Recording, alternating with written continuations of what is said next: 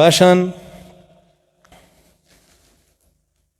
أعوذ بكلمات الله التامات من شر ما خلق. رسول الله صلى الله عليه وسلم فرمي هر كسي بچێتە هەر جێگایەک چوار جار بیڵێ هیچ شتێ ناتوانێ زەرەری پێ بگەێنێ. مبەکیە ئەڵێ بە سەحابەیەکی فەرمێ کە دێ بۆ لایەن فەرمێ پێغەمبەر صلی الله عليه وسلم ئەم شەو زۆر ناڕەحەت بووم بەدەست دوو پشکێکەوە بۆم نادۆزرایەوە شمزانی لە چوار دەورمە زوست دەرەکەوت بوونەبوویەوە لێم نەمەتوانی لە ناوی بەرم ئیتر هەموو شەو لە بینی بەخەبەربوون و خەوتنا بووم و ئیسراحەتم نەکردو. فەرمی چوار جارەمەت بوو تا هیچ شتێ زەرەری پێ ناگەین.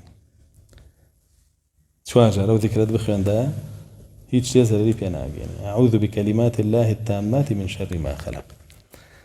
پەناگرم بە هەموو کەلیمەکانی الله. کەلیمەکانی الله چییە؟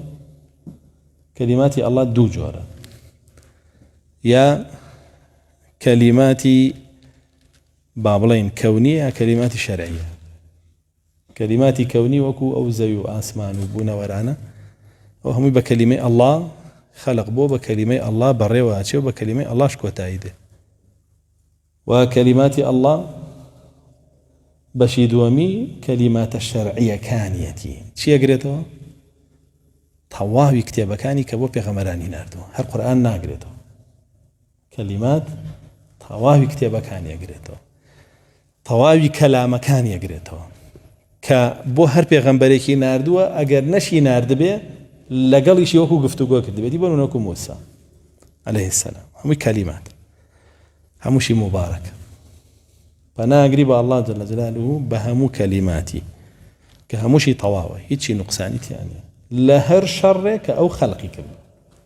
زانان ئەم ذیکراکەن بە بەڵگە لەسەرەوەی کە شر الله جل جلاله خلقي كردو ردي قدر يكاني بينو كالن الله جل جلاله شر خلقنا كردو انسان خوي شر خلق كردو كاو بو خوي وكو بلين وكو چون مجوس على دو خواه خواه كي خير وخواه كي شر وان جان هر دو خواه يكن هر خير خلق كردو خوش من خواه دو من هر شر من خلق كردو والين زانان ام ذكراكن برد ديوان